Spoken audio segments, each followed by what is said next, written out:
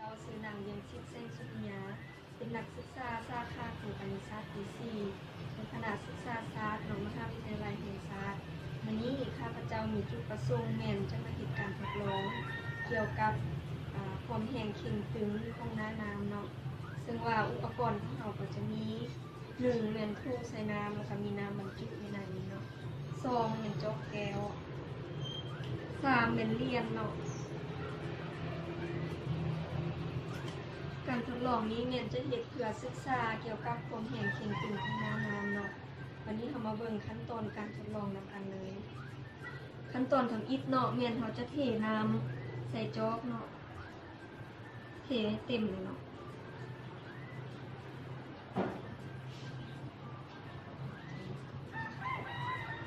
เมื่อเขาเทน้ำใส่จอกเต็มแล้วเนาะขั้นตอนที่2เมียนเขาจะนำเอาเหรียญของเขานี้มาป่นใส่เนาะหรือว่าเอามาใส่นี้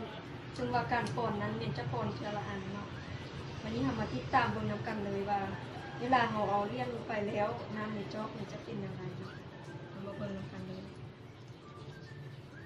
เราป่นเหรียญตัวที่1ลงเนาะ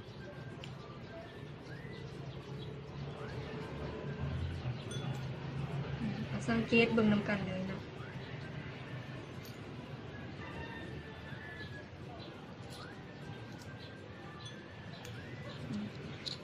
เราจะสังเกตเห็นว่าเนาะ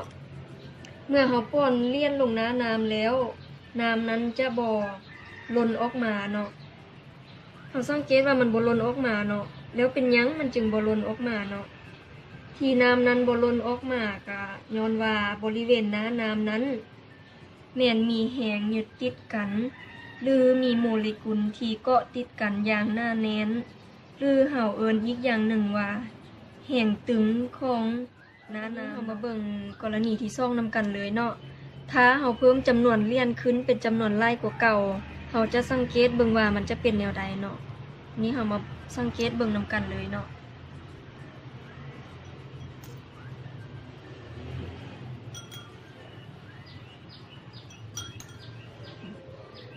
เราจะสังเกตเห็นว่าน้ำนั้นจะล้นออกจากแก้วเนาะมันจะล้นออกเนาะที่มันล้นออกจากแก้วนี่ย้อนหยังเนาะที่น้ำล้นออกจากจอกแก้วนี่ก็ย้อนว่าแห่งเข่งตึงของน้ำนั้นแม่น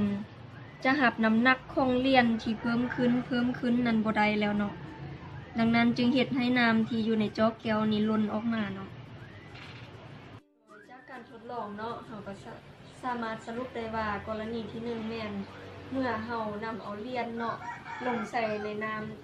ำแม่นน้ำนั้นจะหน่นขึ้นเรื่อยๆเนาะแต่ว่าน้ำนั้นจะบ่ล้นออกจากจอกแก้วเนาะที่มันบ่ล้นออกจากจอกแก้วนั้นก็ย้อนว่าบริเวณหน้าน้ำนั้นมีแห่งยึดติดกันหรือว่ามีโมเลกุลที่ว่ายึดติดกันอย่างหนาแน่นเนาะดังนั้นจึงเฮ็ดให้น้ำที่อยู่ในจอกแก้วนี่บ่ล้นออกมาเนาะหรือเราเอิ้นอีกอย่างหนึ่งว่าแห้งเข่งตึงผิวของน้ำเนาะวันนี้กรณีที่2แม่นเราเพิ่มจำนวนเหรียญขึ้นเรื่อยๆเนาะก็คือเขาจะ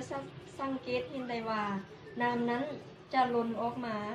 ข้างนอกเนาะที่มันล้นออกมานั้นก็ย้อนว่าแห้งเข่งตึงของน้ำนั้นเนาะแม่นบ่สามารถรับน้ำหนักของเหรียญนั้นได้แล้วเนาะดังนั้นจึงเฮ็ดให้น้ำที่อยู่ในจอกแก้วนี้ล้นออกมาข้างนอกเนาะฉะนั้นการทดลองของข้าพเจ้าก็สิ้นสุดเนาะแต่ว่าหวังว่าวิดีโอนี้แม่นจะมีประโยชน์เนาะซึ่งจะสามารถนำใช้เขาในการเรียนการสอนได้เนาะก็คือว่าเป็นสื่อในการเรียนการสอนที่ประจักษ์ตาเนาะเฮ็ดให้นักเรียนรู้แล้วก็เข้าใจปรากฏการณ์แล้วก็เห็นได้ชัดเจนเลยเนาะท้ายนี้วิดีโอของข้าพเจ้าก็บ่ปราศจากข้อผิดพลาดเนาะถ้าว่าผู้ใดเบิ่งเห็นจุดผิดพลาดหรือว่าอย่างต่างๆก็สามารถตำหนิติชมได้เนาะ